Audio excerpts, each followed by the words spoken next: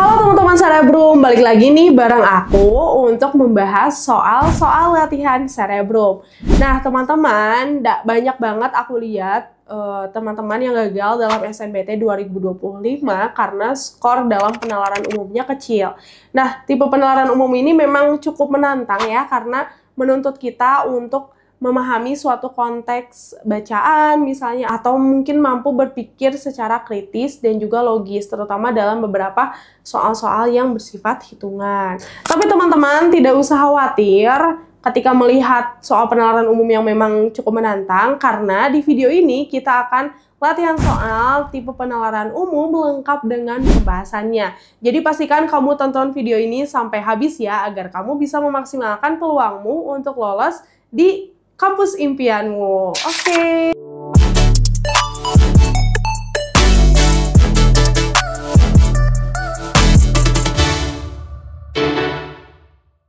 Oke teman-teman, kita langsung aja ke soal penalaran umum nomor 1.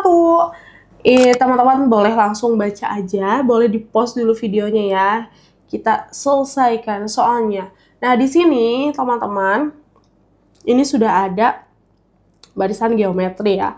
Yang ditanyakan adalah jumlah soal yang berhasil dia selesaikan pada hari ke-7. Berarti kayak gini kita tinggal pakai rumus ini ya, pakai rumus suku ke N dalam barisan geometri. Berarti ini kan 1, 2, 3, 4, dan seterusnya. Yang ditanya adalah suku ke-7.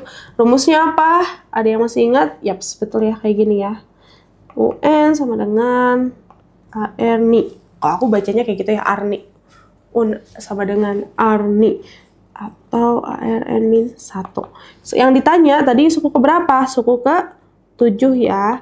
Kemudian ininya suku kata. Suku bilangan pertamanya tadi berapa? 5.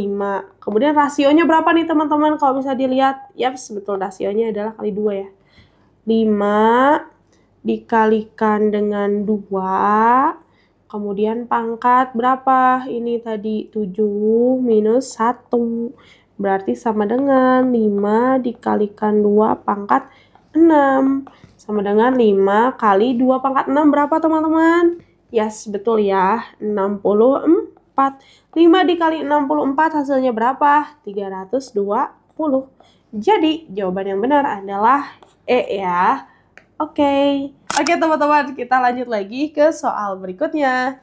Di sini sudah ada soal cerita ya. Kita coba baca bareng-bareng. Di sebuah kompetisi, seorang peserta berhasil mengumpulkan 60 poin dalam 4 babak. Babak pertama menyumbang 20% dari total poin. Babak kedua 25%, babak ketiga 30%, dan sisanya di babak keempat.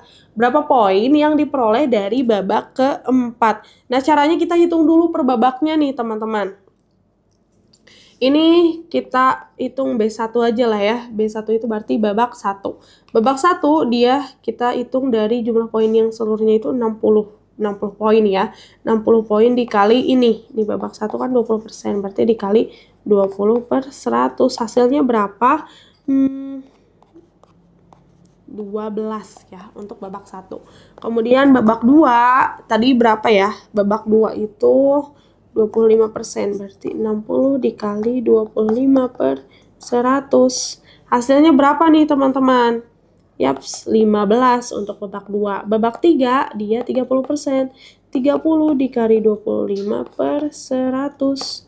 Nah, dicoret aja. Hasilnya berapa? Kita bulatkan ya hasilnya ya. 18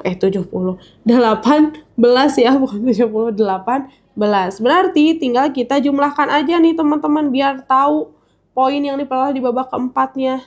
Dijumlahkan dulu ini, atau kita tulis gini aja. 60 tadi total poin keseluruhannya dikurangi 12 ditambah 15 ditambah 18. Hasilnya sama dengan 60 dikurangi 45. Berapa? 15. Berarti babak keempat itu meraih 15 poin. Kayak gitu ya teman-teman. Oke, kita lanjut lagi ke soal berikutnya. Ini sudah ada soal diagram nih. Sudah ada soal diagram, boleh kita perbesar aja ya.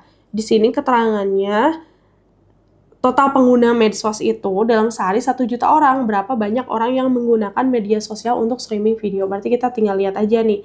2, oh ternyata streaming video itu 25%. Ini gampang banget, berarti 25% dikali 1, tadi berapa penggunanya itu? 1 juta. Kali 1 juta, berapa hasilnya? Tinggal kita coret-coret aja. Berarti 250.000 pengguna ya teman-teman. Oke, kita ke soal berikutnya. Zepan berlatih mengerjakan soal penalaran umum setiap minggunya. Dalam waktu 30 menit, Zepan dapat menjawab 20 soal dengan benar di minggu pertama. Dengan latihan yang lebih efisien, Zepan dapat menjawab 21 soal di minggu kedua dan 23 soal di 2 minggu berikutnya. Jika pola tersebut tetap, di minggu ke-6, Zepan dapat menjawab soal dengan benar sebanyak titik-titik soal dalam 30 menit.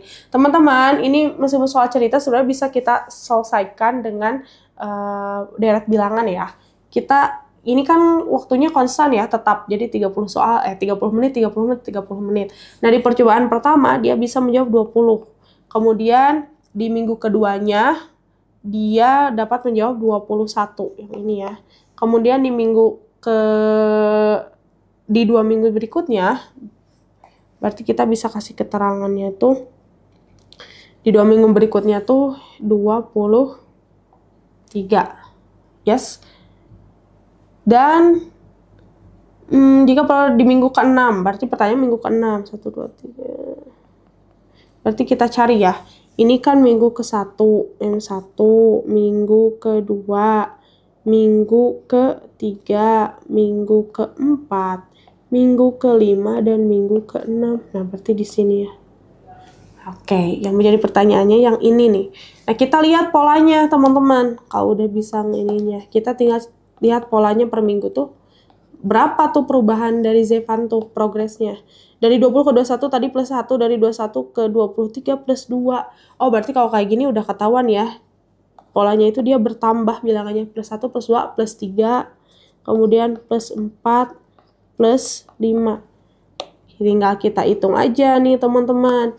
23 ditambah 3 hasilnya berapa? 26. Kemudian 26 ditambah 4 hasilnya berapa? 30.